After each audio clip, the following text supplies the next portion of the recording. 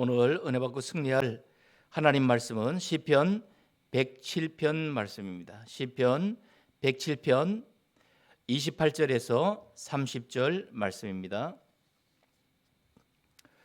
이에 그들이 그들의 고통 때문에 여호와께 부르짖음에 그가 그들의 고통에서 그들을 인도하여 내시고 광풍을 고요하게 하사 물결도 잔잔하게 하시는도다.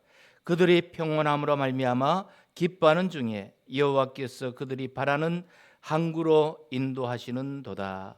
아멘. 네. 본문에 있는 대로 광풍을 고요하게 하시는 하나님이란 제목으로 말씀을 살펴볼 수 있도록 하겠습니다. 광풍을 고요하게 하시는 하나님입니다. 시편 107편은 고난 중에서 하나님께 부르짖는 그런 성도들의 기도에 대한 응답입니다. 고난 중에 하나님 앞에 기도할 때에 하나님께서 응답해 주시고 또 구원과 회복의 축복을 주시는 것을 노래하고 있습니다.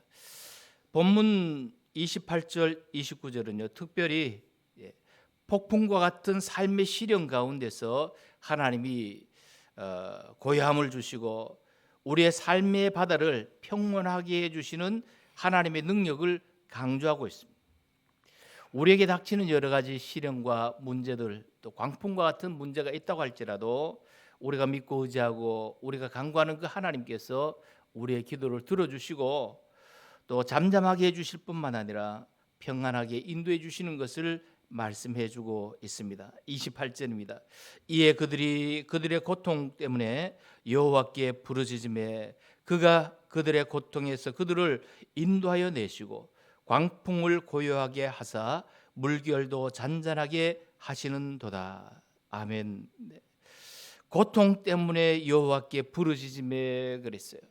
우리가 믿음의 삶을 살아가면서요 고통이 없으면 좋습니다만 살아가면서 문제도 있고 사건도 닥쳐요.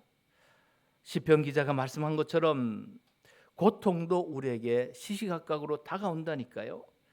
이럴 때 우리는 어떻게 해야 되겠습니까? 이 모든 문제의 해결자 되시는 예수 그리스도를 바라보면서요 하나님께 부르짖는 겁니다.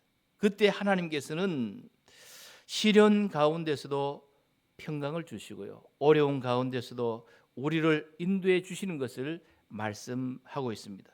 오늘 본문에 보면 광풍이라는 단어가 3번 나오죠. 이 광풍이라는 것은 말 그대로요 미친 듯이 사납게 부는 바람을 말합니다. 이 말과 대조되는 비교할 수 있는 말이 폭풍이나 태풍 이런 단어를 우리가 떠올릴 수 있는데요. 이 폭풍이나 태풍은 그래도 진로를 예견할 수가 있잖아요.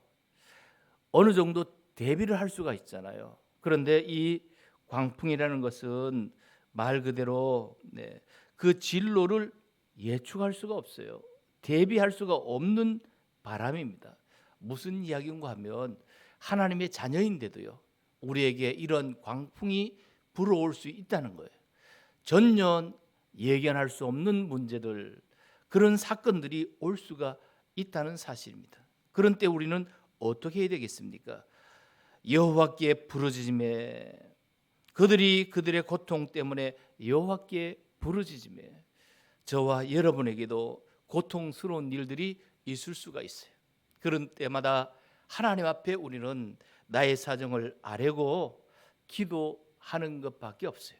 하나님께 맡길 때 하나님께서 광풍과 같은 고통 가운데서도 우리를 인도해 주시고 또 응답해 주신다는 것을 말씀해 주고 있습니다. 이 새벽이 여호와 하나님께 부르짖는 시간이 되어서요 고통 가운데서 참된 응답을 받는 귀한 시간 되시기를 축복합니다. 그러면 첫 번째로 생각해 볼 것은 광풍 가운데서도 역사하시는 하나님입니다. 우리가 믿고 있는 하나님은요 광풍 속에서도 역사하시는 하나님이세요. 본문에서는 하나님께서 광풍을 고요하게 하신다는 것을 강조하고 있습니다. 우리는 하나님의 자녀지만 살다가 보면 종종 이런 광풍과 같은 시련과 어려움에 빠질 수도 있습니다. 그런데 인생의 풍랑은 우리가 전혀 예측할 수 없는 그런 일들이 많이 있어요. 우리의 능력으로는 도무지 해결할 수 없는 그런 일들이 많이 있는 것입니다. 그러나 성경은요, 이런 상황 속에서도 하나님께서 일하신다는 것을 말하고 있습니다. 광풍 가운데 나는 어쩔 줄 몰라 하고 있지만 하나님께서는 나를 향하시고 하나님께서는 나에게 있는 이 모든 문제를 해결해 주시면서 또 새로운 응답의 길로 인도해 주고 계시는 사실을 말씀을 하고 있어요. 마가복음 4장 39절에 보면요, 예수님께서 제자들과 함께 타고 가던 갈릴리 호수를 건널 때였습니다. 이때 큰 광풍을 만난 것을 알 수 있는데요, 제자들은 두려움에 빠져서 예수님께 호소했습니다.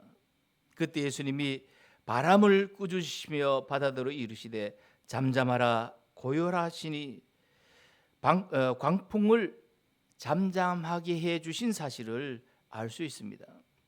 이 사건을 볼 때 하나님께서는요, 우리가 믿고 있는 모든 문제 해결자 되시는 예수님께서는 자연 만물도 다스리시고 광풍을 잠잠하게 할 수 있는 그런 능력을 가지고 계시다는 것을 알 수가 있습니다.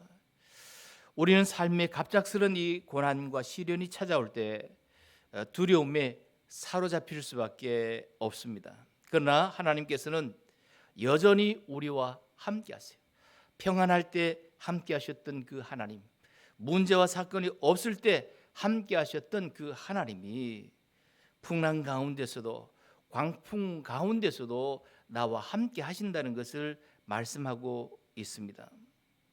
30절에 보니까 그들이 평온함으로 말미암아 기뻐하는 중에 여호와께서 그들이 바라는 항구로 인도하시는도다.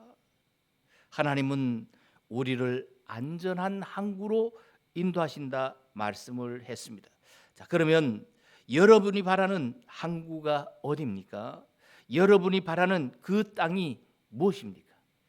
하나님이 응답해 주신다고 말씀을 하고 있어요. 어떤 환경 가운데 있습니까? 어떤 환경 가운데서 우리에게 하나님이 응답해 주신다고 말씀을 하고 있습니까? 광풍 가운데서라고 말씀하고 있어요. 문제와 사건 가운데서도 하나님이 응답해 주신다고 약속을 하고 있습니다. 오늘 우리의 기도를 받으신 하나님은요, 광풍 가운데서도 우리를 고요하게 하실 뿐만 아니라 또 우리를 안전한 항구로 인도해 주신다고 말씀을 했습니다. 이 말씀은 하나님께서 우리를 인도하시고 우리의 삶을 항상 살피시면서 하나님의 뜻을 이루기 원하시는 그 목표와 목적을 이루도록 세밀하게 이끄신다는 것을 말씀을 하고 있습니다. 잠언 3장 5절 6절입니다. 너는 마음을 다하여 여호와를 신뢰하고 내 명초를 의지하지 말라. 너는 범사의 그를 인정하라. 그리하면 내 길을 지도하시리라. 우리가 하나님을 신뢰하고 하나님 아버지의 인도하심을 구할 때 하나님께서는 우리의 갈 길을 아시고요, 세밀하게 인도해 주시고 안전한 곳으로 이끄신다는 것을 말씀하고 있습니다. 이처럼 하나님께서는 우리가 인생의 풍랑 속에서도 올바른 방향으로 나아갈 수 있도록 우리와 동행해 주시고 또 인도해 주십니다. 오늘 말씀을 통해서 어려운 시기를 지나갈 때마다 하나님을 신뢰하고 또 우리의 길을 하나님께 맡길 수 있는 그런 여러분의 삶이 되시길 바랍니다.